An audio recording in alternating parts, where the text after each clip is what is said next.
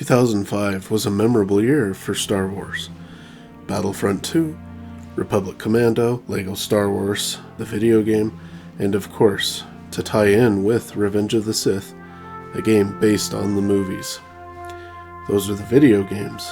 Star Wars Episode 3 Revenge of the Sith was developed by The Collective and published by LucasArts, releasing on PlayStation 2, the Xbox, Game Boy Advance, and the Nintendo DS on May 5th, 2002.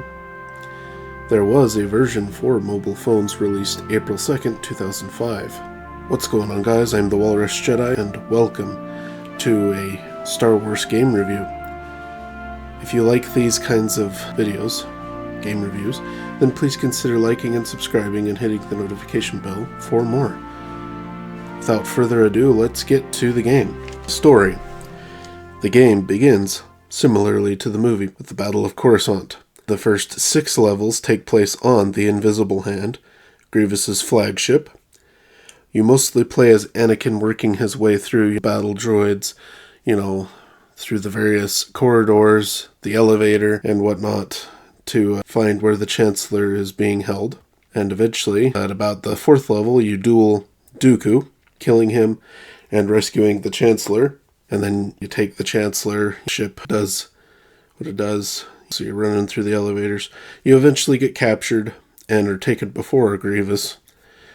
The two Jedi attempt to fight Grievous, but the former Kaleesh warlord flees. The Jedi then pilot the ship to Coruscant. The next 3 levels you play as Obi-Wan on Utapau as he hunts for the droid general. You find him and duel him and slay him. Meanwhile, on Coruscant, Anakin, in the next 3 levels, turns to the dark side. He duels Mace Windu and slaughtering the Jedi at the temple. And you get a duel with Sindrail as basically a boss fight in one of the levels that we don't really get to see in the movie. So, back on Utapau, the clones have turned on Obi-Wan, and so he has to fight his way to transport to get off the planet. And then Darth Vader is sent by the Emperor to Mustafar to kill the entire leadership of the Separatists. And Obi-Wan goes with Yoda to the Jedi Temple to recalibrate the signal telling all Jedi to return to the temple. Then he goes to Mustafar to kill his former student and friend. They duel, and Anakin is left burning, missing limbs on the bank of a lava river. However, in the final level, you get to play as Anakin in the duel, and you can kill Obi-Wan, and when the Emperor arrives, you also eliminate him, becoming the Emperor, which is kind of fun and interesting. Levels and gameplay. There are 17 levels that make up the game. Some levels follow deleted scenes, such as on the Invisible Hand. There's a level where at the beginning they cut a hole through the floor with their lightsabers, they fall through, and then they're in this tunnel that's got piping and electricity and all that stuff, and that's a deleted scene. And that the levels are located in 4 main locations. You have the Invisible Hand, Grievous's ship, Utapau, the Coruscant, and Mustafar. Each button does different things, allowing for combos in combat, and each character has different moves and abilities. Each Jedi doesn't necessarily play the exact same. In each level, you gain XP by slaying enemies, and the more combos you do when fighting, the more XP you get. And what you use XP for is to upgrade various abilities, force abilities and health and stuff like that, healing. Both Obi-Wan and Anakin have separate upgrades. You can get pretty good at the combat, but I'm not really that great at it. And there's some multiplayer stuff. You have versus and co-op. In versus, you can pick a character: Anakin, Obi-Wan, Dooku, Grievous, Mace Windu, Saraketo, Sindrail, Darth Vader, and Ben Kenobi, or random. Then you can pick an arena, which you have the Temple Training Room, you have the Throne Room of the Invisible Hand, the Main Chamber and Balcony, Utapau Sinkhole Control Room, Utapau Landing Platform, Palpatine's office, and a docking bay that's attached to his office, Temple Control Room, the Temple Outer Terrace, Mustafar Control Room, the Mustafar Balcony, the Mustafar Control Arm, the Mustafar Lava Platform, and the Death Star. Or you can choose random again.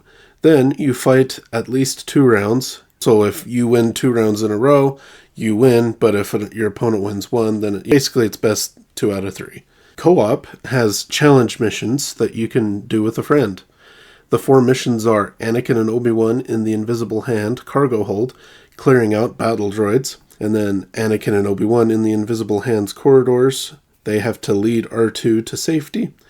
Obi-Wan and Anakin fighting through wave after wave of droids to the control center on the Invisible Hand, and Sindralig and his Padawan Saraketo fighting clones at the Jedi Temple. Bonuses. There are 5 bonus missions to play.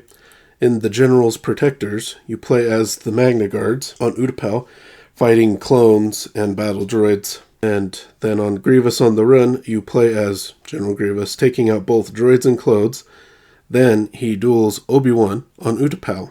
Mustafar Lava Challenge sees Anakin defeat enemies and platforming on Mustafar. Size Matters Not has Yoda taking out clone troopers at the Jedi Temple. And then Episode 4 Death Star, you play as Darth Vader dueling his old master on the Death Star. You can also unlock concept art by completing levels, which is always kind of cool to see. And this is concept art for the game. Some really cool things, and there's quite a bit of it too. This game has stuff not in the movie, like Anakin fighting Sindralig, which would have been cool to see.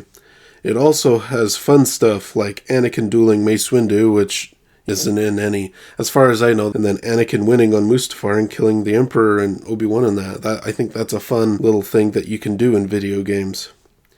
And then to close out this review, this game was fun, but for me it was a bit frustrating on occasion.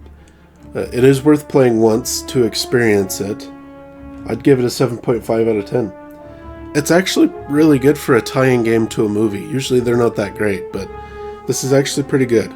And it offers new stuff that the movie doesn't offer, or even the book.